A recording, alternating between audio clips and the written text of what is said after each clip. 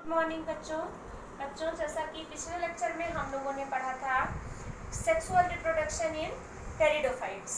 Now the next plant group is gymnosperm.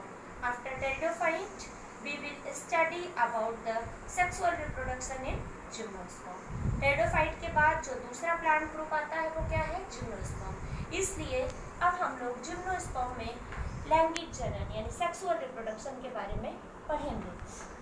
बच्चों, in gymnosperm the reproductive organs are in the form of cone.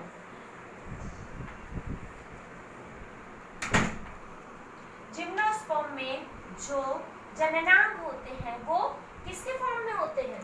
कोन के form में होते हैं. और पिछली आपने टेरिडोफाइट्स में देखा था कि जो स्पोर्स बनते हैं वो कुछ टेरिडोफाइट होमोस्पोरस होते हैं और कुछ हेटेरोस्पोरस होते हैं. But all the gymnosperms are heterosporous. सभी के सभी जिम्नोस्पर्म कैसे होते हैं? हेटेरोस्पोरस होते हैं. और इनमें दो तरह के कोन बनते हैं, एक मेल कोन और दूसरा फीमेल कोन. बच्चों, one question is very very important जो कि आपसे बहुत सारे एग्जाम में पूछा जाता है, दैट इज कि name the gymnosperm in which the female cone is not form. वो कौन सा जिम्नोस्पर्म है जिसमें कि फीमेल कोन नहीं बनता है? जब हमने आपको जिम्नोस्पर्म पढ़ाया था उस समय भी बताया था कि साइकस एक ऐसा जिम्नोस्पर्म है जहाँ फीमेल कोन नहीं पाया जाता है, बल्कि मेगास्पोरोफिल्स होती है जिसमें कि ओव्यूल लगे होते हैं. हमने आपको दिखाया भी था जब प्रैक्टिकल के टाइम में लेके आए थे. तो ये ऐसे प्लांट्स हैं. साइकस ऐसा जिम्नोस्पर्म है जिसमें फीमेल कोन नहीं पाया जाता है. बाकी के सभी जिम्नोस्पर्म में मेल और फीमेल कोन पाए जाते हैं. चूंकि हेटेरोस्पोरस है तो जो मेल कोन होगा उसकी ये संरचना है. इसमें जो छोटी छोटी लीव्स होती हैं वो एक साथ मिल करके कंप्रेस होकर के एक बड़ी कोन जैसी संरचना बनाती हैं, से हम लोग मेल कोन कहते हैं. जब हम इसमें से एक इंडिविजुअल लीफ को लेंगे तो वह लीफ जो मेल कोन बनाती है उसको हम लोग माइक्रोस्पोरोफिल कहते हैं. क्यों? क्योंकि इसके पीछे जो माइक्रोस्पोरेंजिया होती है वो ग्रुप में लगी होती है, जिन्हें सोराई या सोरस कहते हैं. ये ग्रुप में लगी हुई होती है और इन्हीं माइक्रोस्पोरेंजिया के अंदर माइक्रोस्पोर डेवलप होते हैं.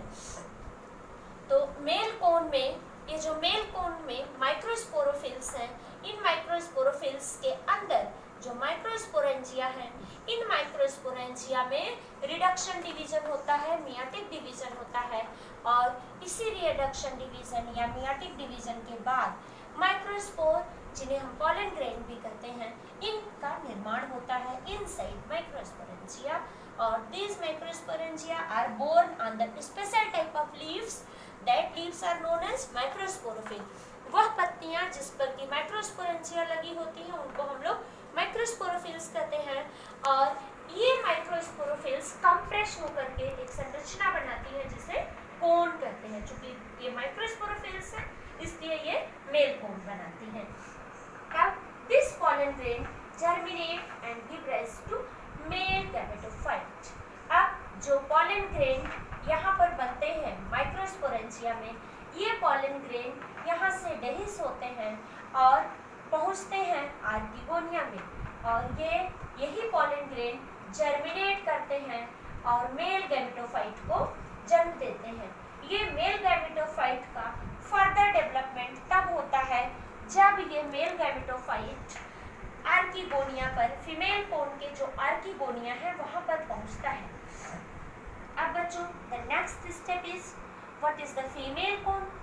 ये है फीमेल कोन. फीमेल कोन में एक जो लीफ है उसे हम लोग मेगास्पोरोफिल कहते हैं. और इसी मेगास्पोरोफिल पर जो मेगास्पोरेंजिया होते हैं, अलग अलग प्लांट्स में जो मेगास्पोरेंजिया होते हैं, मेगास्पोरोफिल पे इनका अटैचमेंट अलग अलग तरीके से होता है. तो ये है मेगास्पोरेंजिया मेगास्पोरोफिल के ऊपर, और ये मेगास्पोरोफिल मिल करके ये फीमेल कोन बनाती है. ये फीमेल कोन की संरचना है. अब इसी मेगास्पोरेंजिया में मियोसिस के बाद फीमेल गैमेटोफाइट का डेवलपमेंट होता है. अब जो फीमेल गैमेटोफाइट है, इसमें क्या डेवलप होगी? आर्किगोनिया, जो कि फीमेल रिप्रोडक्टिव ऑर्गन है, और इसी आर्किगोनिया में सिंगल एग होगा।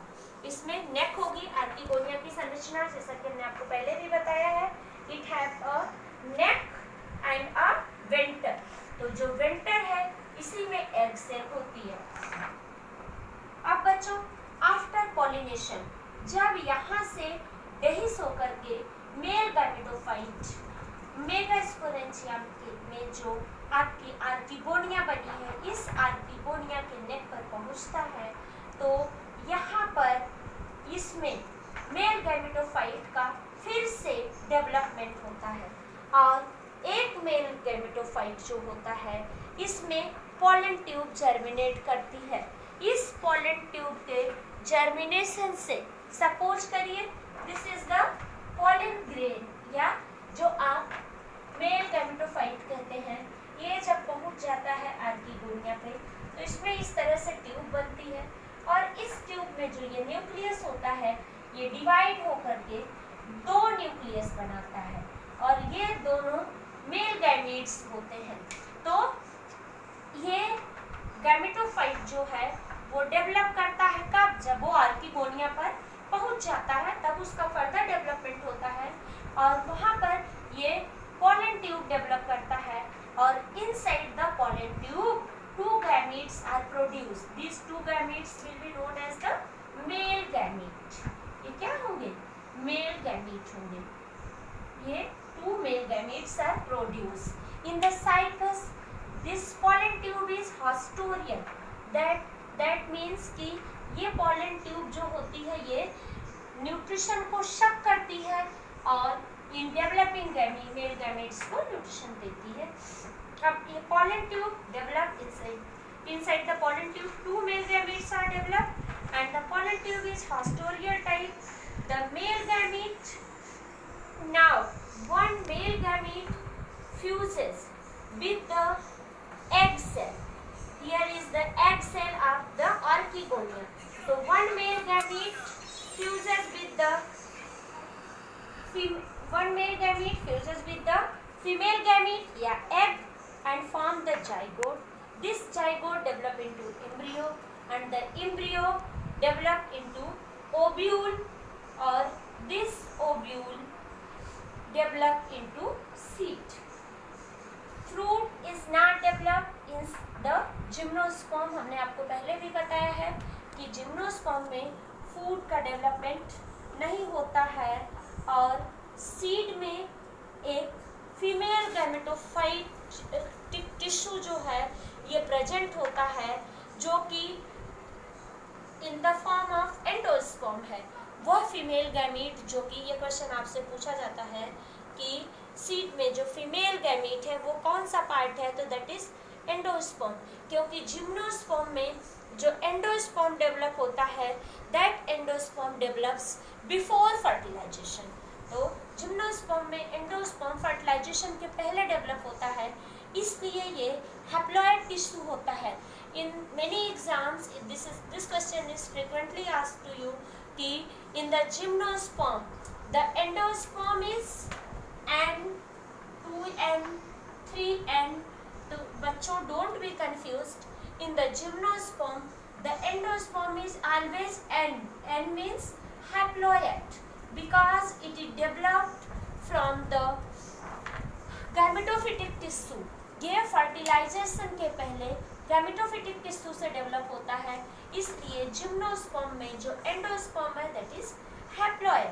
Fruit is not form, and endosperm in gymnosperm is haploid structure, और endosperms act as nutritive tissue to the developing embryo.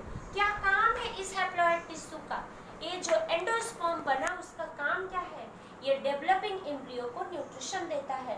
कभी कभी आपसे पूछा जाता है किसी भी क्वेश्चन किसी भी एग्जाम में कि एंडोस्पर्म का क्या काम है, तो आप क्या बताएंगे कि this endosperm provide nutrition to the developing embryo.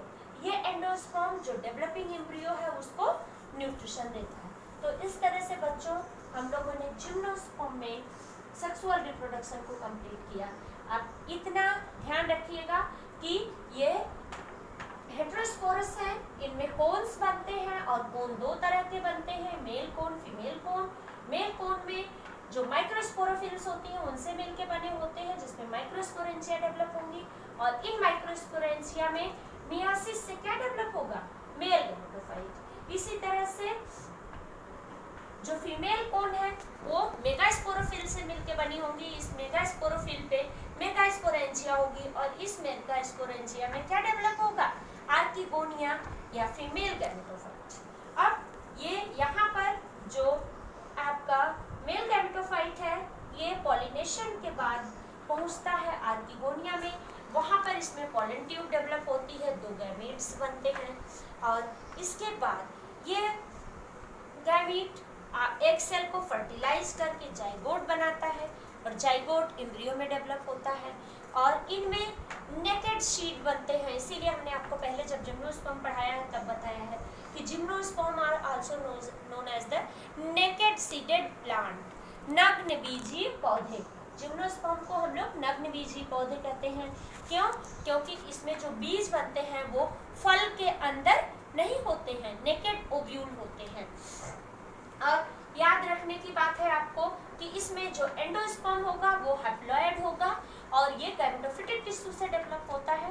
ये बहुत सारे एग्जाम में आपसे पूछा जाता है। और जो एम्ब्रियो होता है वो डेवलपिंग एम्ब्रियो को ये जो एंडोस्पर्म है ये न्यूट्रिशन देता है। थैंक यू बच्चों। In next lecture we will discuss about the sexual reproduction in angiosperm, that is very interesting and very important. Thank you.